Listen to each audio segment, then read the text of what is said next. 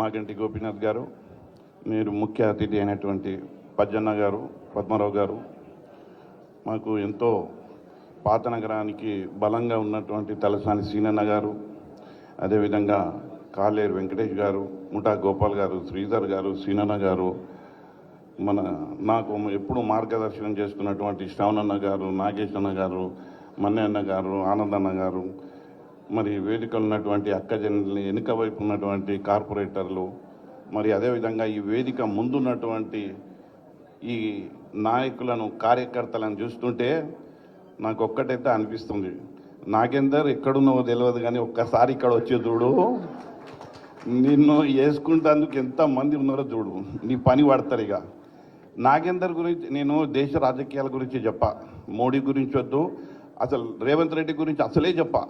మనకు ఎవరంటే నాగేందర్. ఈ నాగేందర్ని చూసి ఒకరు పాట కట్టారు, ఏమన్నారంటే, ఆ గట్టు మీద ఉంటావా నాగన్న, ఈ గట్టు మీద ఉంటావా అని. ఈ జీవితం అంతా అక్కడ ఉంటే ఇక్కడ, ఇక్కడ ఉంటే అక్కడ, అక్కడ ఉంటే ఇక్కడ, ఇక్కడ ఇక్కడ అంటాం.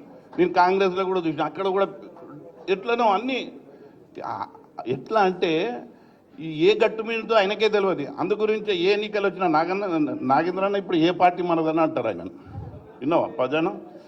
ఈయనది మొత్తము అసలు ఇక్కడ ఎంతోమందిని కాదని ఆయనకు టికెట్ ఇచ్చి పార్టీ గెలిపించుకొని ఇవాళ కష్టకాలంలో నిలబడరానైనా అంటే మళ్ళా ఎక్కడ పచ్చగడ్డి ఉంటుందో అక్కడే నడుస్తాడు. వాడు జర్ర ముళ్ళులు కూడా ఉంటే కూడా బర్దాష్ కాదు. విన్నావా? ఇక ఈసారి నిజంగా అందుగురించే కేసీఆర్ గారి గురించి మనం తెలుసుకోవాలంటే, ఇక ఎవరైనా మనము నిబద్ధతతో పనిచేసి అసలు కార్యకర్త నుంచి నాయకుడిగా ఎదిగే లక్షణాలు ఎవరి దగ్గర ఉన్నాయంటే అవి పజ్జన్న దగ్గర ఉన్నాయి.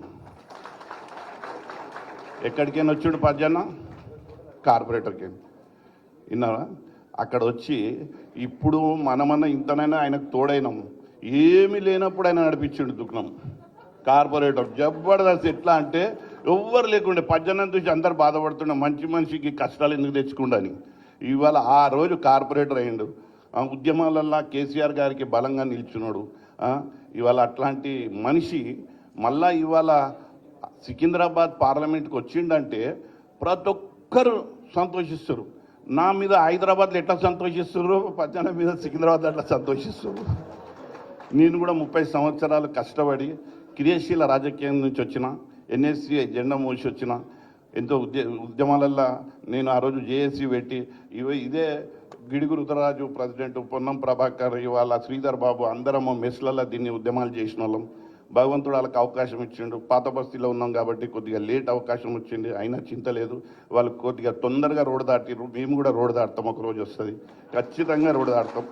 అదేవిధంగా ఇవాళ మనం ఒక్కటే మీ అందరికీ చెప్తా ఉన్నా, మనం పజ్జన్నను గెలిపించుకోవాలని అంటే ఒకటే, ఎప్పుడు నాగేందర్ ముఖం మా ముంగడ పెట్టుకునే పజ్జన్న గురించి పనిచేయాలి.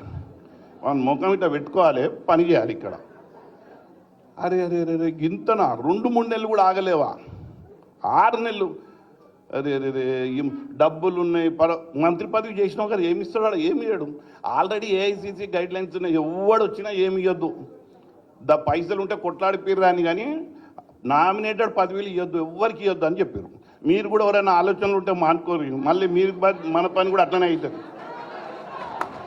మన పని అట్లనే అవుతుంది. నాకు టికెట్ మిస్ కాగానే, గోషామేల నుంచి మిస్ కాగానే రా రా రా ఏమి ఇస్తారా? నేను 18 ఏళ్ళ కిందనే చైర్మన్ చేసిన, గ్రంథాలయ చైర్మన్ చేసిన. ఇప్పుడేమి ఇస్తావాడా? ఎమ్మెల్యే టికెట్ ఇస్తావా? మీరు ఎట్లాంటి లీడరో నాకు తెలుసు. కేసీఆర్ లెక్క నిబద్ధతతో, కేటీఆర్ లెక్క ఒక హోలిస్టిక్ లీడర్తో లెక్క ఉన్నారా?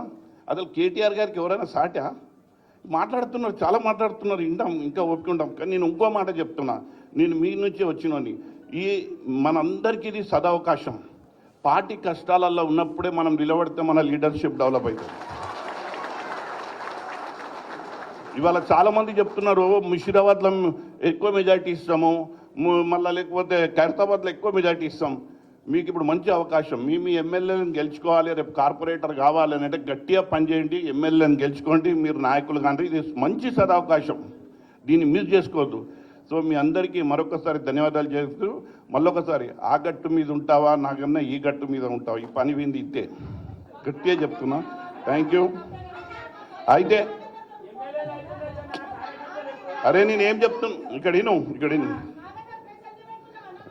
సరే జర చెప్తున్నా, అరే కసి పెంచుకోవాలి, కసి కసి ఎట్లా చూస్తావు? సరే ఇక్కడ అయితే సరే సరే సరే సరే అందరు మాట్లాడితే ఏంది?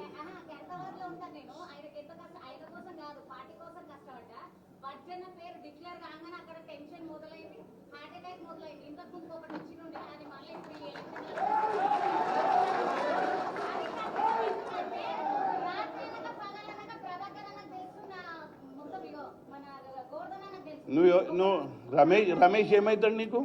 రమేష్ ఏమవుతాడు? నాకు తెలుసు నువ్వు. సరే సరే నేను ఒక్కటి చెప్తున్నా, వేదిక మీద ఇక నేను ఎక్కువ మాట్లాడాలి. చాలా చాలా ఆలోచనలు చాలా మంచిగా చేస్తున్నారు, పాజిటివ్ థింక్ చేస్తున్నారు. నాకు వచ్చిన ఆలోచన ఇది. మీకు ఇంకా ఆయనను గొడవబట్టడానికి ఎన్ని ఆలోచనలు వస్తే అన్ని ముంగడ పెట్టుర్రి, కథం చేయండి. అయితే ఒక్కటి చివరిగా, హైదరాబాద్లో ఎవరైనా దోస్తులు చుట్టాలు మనోళ్ళు ఉంటే ఒక ఫోన్ చేసి గడ్డమన్నకు ఒక ఓటు వెయ్యిరి అని మాత్రం కార్యక్రమం చెప్తారు. Thank you. ఇప్పుడు గౌరవ